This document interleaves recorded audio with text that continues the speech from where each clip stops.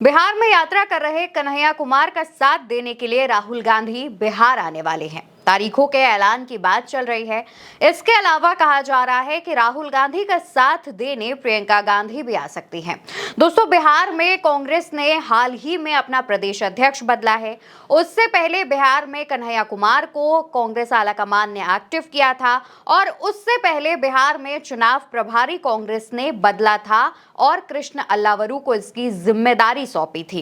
इससे पहले दोस्तों 2 बार बिहार दौरे पर राहुल गांधी भी आ चुके हैं। इन सभी चीजों को जब आप ध्यान में रखेंगे तो ध्यान ये भी जाएगा कि किस तरीके से कांग्रेस रणनीति पर काम कर रही है। आज तमाम ऐसी चीजें हैं जिनके बारे में खुलासा करेंगे, इसलिए इस वीडियो को आखिर तक जरूर देखिएगा। सबसे पहले दोस्तों, राहुल गांधी के बिहार आने की चर्चाएं काफी जोर पकड़ रही हैं। कहा जा रहा है कि राहुल गांधी के साथ प्रियंका गांधी भी बिहार आ सकती है और चुनावों से पहले आएंगी कन्हैया कुमार के साथ यात्रा में शामिल होने के लिए। अब तारीखों के ऐलान की बात करें तो हाल फिलहाल में तारीखों की घोषणा तो नहीं की गई है, लेकिन एक न्यूज चैनल को दिए गए इंटरव्यू में, एक न्यूज चैनल से किए गए बातचीत में कन्हैया कुमार ने इस बात का खुलासा किया है और कन्हैया कुमार ने कहा है कि हो सकता है आने वाले दिनों में राहुल गांधी उनका साथ देने के लिए नौकरी दो पलायन रोको यात्रा में शामिल हो सकते हैं।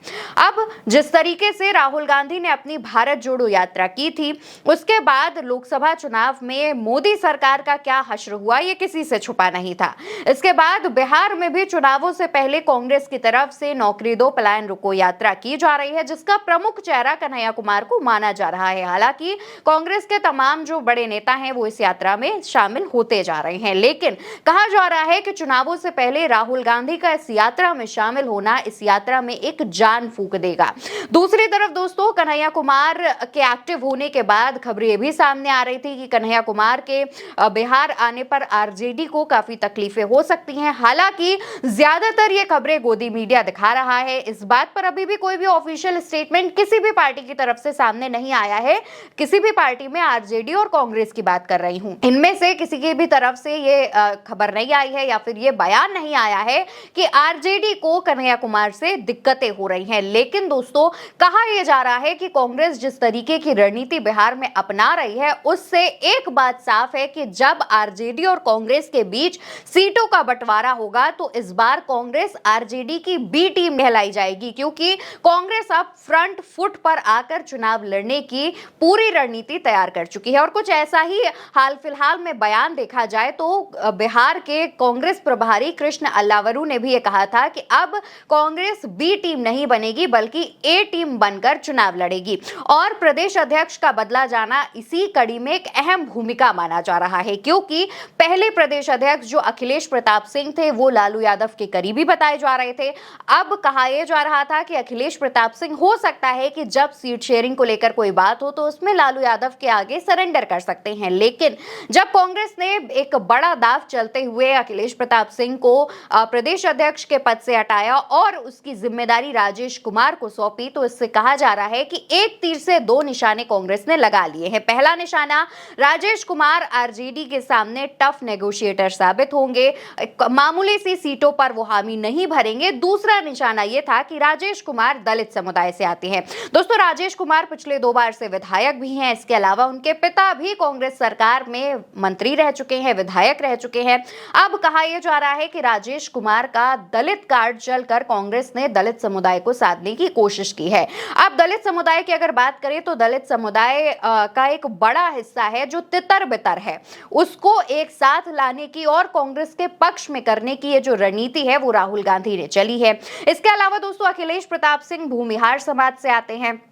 उनको प्रदेश अध्यक्ष पद से हटाने के पीछे की जो कहानी सामने आती है वो ये है कि काफी दिनों से राहुल गांधी उन्हें हटाने की बात जो है वो सोच रहे थे और इसके बारे में वो एक सही मौके का इंतजार कर रहे थे। अब चूंकि अखिलेश प्रताप सिंह भूमिहार समाज से आते हैं तो भूमिहार समाज को नाराज ना किया जाए, वो कांग्रेस से झिटक कर ना जाए, इसको लेकर के कांग्रेस ने पहले से ही कन्हैया कुमार को बिहार में एक्टिव कर दिया था, क्योंकि कन्हैया कुमार भी भूमिहार जाति से आते हैं। अब कन्हैया कुमार जब एक्टिव हो गए उसके बाद अखिलेश प्रताप सिंह को प्रदेश अध्यक्ष के पद से हटाना कांग्रेस के लिए आसान हो गया। तो दोस्तों, इससे भूमिहार समाज भी नाराज होने से बच गया, उसकी नाराजगी से कांग्रेस ने खुद को सेफ कर लिया।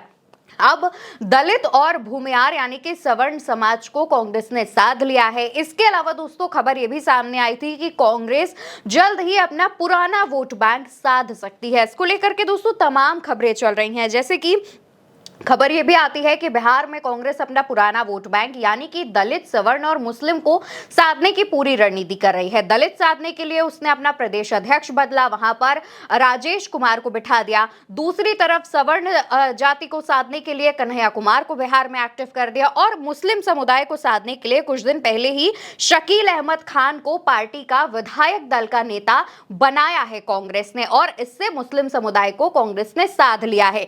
अब इसी तीन रणनीति के तहत कांग्रेस जोर शोर के साथ बिहार में एक्टिव हो गई है। दूसरी तरफ जब राहुल गांधी इस यात्रा में शामिल होंगे तो उसका असर भी देखने को मिलेगा। जिस तरीके से बिहार चुनाव से पहले लगातार ये तमाम जो बदलाव है वो कांग्रेस कर रही है, इससे एक बात तो साफ है कि बिहार में कांग्रेस अब जोर शोर के साथ चुनाव लड़ेगी। इससे भाजपा और नीतीश सरकार की यानी जेडीयू की टेंशन बढ़ चुकी है।